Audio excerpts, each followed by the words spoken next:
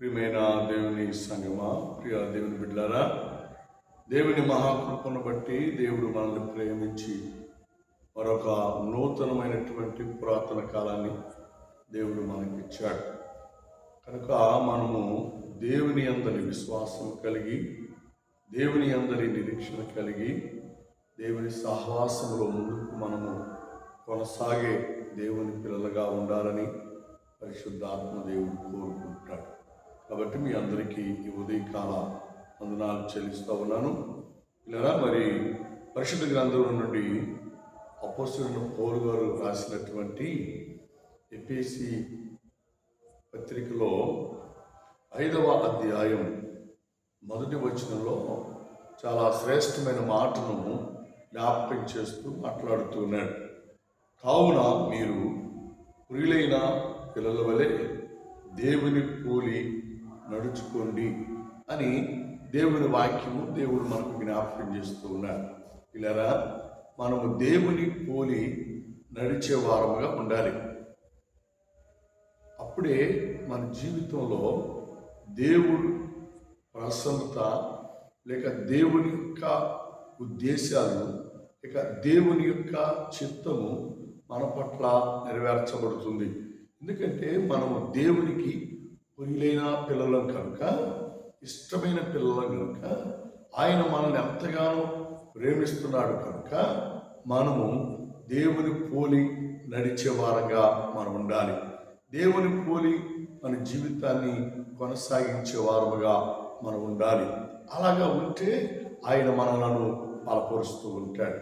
ఉదాహరణకి మనం పౌలు గారిని మనం ఆలోచన చేస్తే, పౌలు గారు సౌలుగా ఉన్న దినాల్లో దేవుని పిల్లలను, దేవుని దాసులను ఇలా హింసించేవాడు, భయంకరంగా శోధించేవాడు, భయంకరంగా ఇబ్బంది పెట్టేవాడు. ఉదాహరణకి చెప్పాలి అంటే, ఎంతోమంది దేవుని సేవకులను కొరడాతో కొట్టాడు, ఎంతోమంది దేవుని సేవకులను గాయపరిచాడు, ఎంతోమంది దేవుని సేవకులను ఇలా గుర్రములు కట్టుకొని ఈడ్చుకుని వెళ్ళాడు. ఎంతోమంది దేవుని పిల్లలు, చిన్న చిన్న పిల్లలను ఇలా గిరగిర తిప్పి పైకి ఎగరేసి కత్తితో నరికేవాడు. అంటే హింసకుడు, క్రూరుడు, మూర్ఖుడు. అలాంటి సౌలును దేవుడు వదిలిపెట్టలేదు. కానీ మేము తెలుసా, అందరూ దేవునికి ప్రియులైన పిల్లలుగా ఉండాలని దేవుడు కోరుకుంటున్నాడు. ఇలా ఎంత హింసకుడో, ఎంత హానికరుడో, ఎంత ఇబ్బంది పెట్టినా సౌలును దేవుడు త్రోసివేయకుండా ఇలా సౌలును దేవుడు పౌలుగా మార్చాడు. అంటే ప్రియులైన పిల్లలుగా, దేవునికి ఇష్టమైన వాడిగా ఉండాలని ఉద్దేశంతోనే దేవుడు ఇలా సౌలును పౌలుగా దేవుడు మార్చగలిగాడు. యువతి కాలంలో, ఈ పురాతన కాలంలో నువ్వు కూడా దేవుని వాక్యం లోబడకుండా, దేవుని చిత్తానికి లోబడకుండా ఈ రోజున దేవుని సేవకులను విమర్శిస్తున్నావా? దేవుని సేవకులను ఎగతాళి చేస్తున్నావా? దేవుని సేవకులను నిందిస్తున్నావా? ఒకసారి ఆలోచించాయి. బాబు, నీ జీవితంలో నీవు దేవునికి ప్రియులైన పిల్లలుగా, ఇష్టమైన కుమారుడిగా, ఇష్టమైన కుమార్తెగా నువ్వు మారాలని ఉద్దేశంతోనే ఈ పురాతన కాలంలో దేవుడితో మాట్లాడుతున్నాడు. బాబు, నువ్వు దేవునికి ప్రియులైన పిల్లలుగా ఉండాలి అంటే నీలో మొదటికి రావలసిన లక్షణం ఏంటి అంటే, దేవుని పోలి నడవాలి. దేవుడు ఎలాగ నడిచాడు అంటే, దేవునికి భూమి మీద శత్రువులే లేరండి. భూమి మీద ఎవ్వరు ఆయన పగవారు కాదండి. ఆయన ఎవరిని దేశించలేదండి, ఎవరిని నిందించలేదండి, ఎవరిని అవమానపరచలేదండి.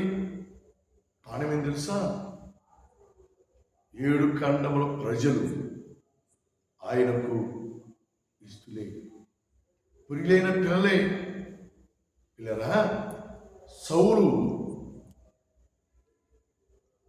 ఎంత హింసకుడు, ఎంత హానికరుడు దైవ గ్రంథంలో మనం చూస్తూ ఉంటాం. అలాంటి వాడిని పౌలుగా దేవుడు మార్చాడు. ఇలా నీ జీవితం నువ్వు కూడా మారాలి, మార్పు చెందాలి, మారు మనసు పొందాలి, నువ్వు రక్షించబడాలి, దేవుని యొక్క వాక్యమునకు, దేవుని యొక్క చిత్తానికి నువ్వు లోబడి ప్రభు ప్రియులైన పిల్లలుగా నువ్వు సిద్ధపడాలి అని ఈ ఉదయ కాలంలో దేవుడు నీతో మాట్లాడుతున్నాడు. కాబట్టి నీవు ప్రియులైన పిల్లల వలె దేవుని పోలి నడిచేవాడిగా ఉండాలి, దేవుని పోలి జీవించేవాడిగా ఉండాలి, దేవుని పోలి నీ జీవితాన్ని కొనసాగించేవాడిగా ఉండాలి అని దేవుని వాక్యము దేవుడితో మాట్లాడుతూ ఉన్నాడు. కాబట్టి ప్రభునందు పిల్లారా, నువ్వు దేవుని కొరకు సిద్ధపడు, దేవుని వాక్యం కొరకు సిద్ధపడు, దేవునితో నీ జీవితాన్ని మలుచుకో. దేవుడు నిన్ను బహుగా ఆశీర్వదిస్తాడు, దేవుడు బహుగా నిన్ను దీవిస్తాడు, దేవుడు నిన్ను ఆయన కృపలో ఆశీర్వదించడానికి ఇష్టపడతాడు. ఎప్పుడంటే నువ్వు దేవుని పోలి నడవాలి, దేవునికి ప్రియులైన పిల్లలుగానే ఉండాలి. పిల్లల మాటలో, చూపులో, క్రియలలో, నడకలో అన్నిటిలో కూడా దేవుని పోలిక నువ్వు కలిగి ఉండాలని దేవుని వాక్యము దేవుడు మనకు జ్ఞాపకం చేస్తూ ఉన్నాడు. కాబట్టి మనల్ని మనం దేవునికి అర్పించుకుందాం, మనల్ని మనం దేవునికి సమర్పణ చేసుకుందాం. దేవుని చిత్తానుసారమైన జీవితంలో మనం జీవించి ఆత్మీయ మేలు, ఆత్మీయ దీవెన, ఆశీర్వాదాలు మనం పొందుకోవాలని దేవుని వాక్యము ద్వారా దేవుడు మనకు జ్ఞాపకం చేస్తూ ఉన్నాడు. కాబట్టి ఇక్కడ మనము దేవుని పోలి నడిచేవారముగా మనం ఉన్నట్లయితే మన జీవితాన్ని దేవుడు ఎంతగానో ఆశీర్వదిస్తాడు. మన జీవితాలను, మన కుటుంబాలను, మన బిడ్డలను దేవుడు ఎంతగానో దీవించువాడుగా ఉంటాడు అని దేవుని వాక్యము ద్వారా దేవుడు మనకు జ్ఞాపకం చేస్తున్నాడు. కాబట్టి ఈ పురాతన కాలంలో, ఈ ఉదయ కాలంలో మనము దేవునికి ప్రియులైన పిల్లల వలె, దేవునికి ఇష్టమైన పిల్లల వలె దేవుని పోలి నడుచుకున్నాం. సౌలు జీవితంలో హింసకుడు, హానికరుడు, ఎలా దేవుని పిల్లలను అపహాసం చేసినవాడు. కానీ దేవునికి సౌలు ప్రియమైన పిల్లలుగా ఉన్నాడు కాబట్టి దేవుడు సౌలుగా మార్చాడు. పిల్లరా, దేవుడు పౌలుగా దేవుడు చిత్తపరిచాడు. కనుక నీవు నీ జీవితాన్ని ప్రభువుకు అర్పించు, ప్రభువుతో నీ జీవితాన్ని కొనసాగించు. దేవునికి ప్రియమైన పిల్లలుగా ఉండి దేవుని ఆశీర్వాదాలు పొందాలని, దేవుని చిత్తానుసారముగా జీవించాలని ప్రభు పేరట, ప్రభు నామములో నేను మీకు మనవి చేస్తున్నాను. మొదటి పోలిక దేవుడిలో ఏంది అంటే, ఇదే ఎఫెసీ రాసిన పత్రిక 4వ అధ్యాయం 32వ వచనంలో ఒకరి ఎడల ఒకరు ప్రేమ కలిగి ఉండాలి, ప్రేమను కలిగి ఉండాలి, ప్రేమను పంచవారముగా ఉండాలి. యేసయ్య లోకమును ఎంతో ప్రేమించాడు. నువ్వు ప్రేమిస్తున్నావా? వాక్యాన్ని బట్టి నువ్వు నీ ఇరుగు వారిని, నీ పొరుగు వారిని, నీ తోబుట్టు వారిని ప్రేమను కలిగి ఉంటే నువ్వు దేవుని పోలి నడిచిన వాడు అని దేవుని వాక్యము దేవుడు మనకు జ్ఞాపకం చేస్తుంది. కాబట్టి ప్రభుత్వం ప్రేమ ముగించబోతున్నాను. మనం ప్రియులైన పిల్లల వలె క్రీస్తును పోలి నడిచేవారముగా ఉండాలి, దేవుని పోలి నడిచేవారముగా ఉండాలి.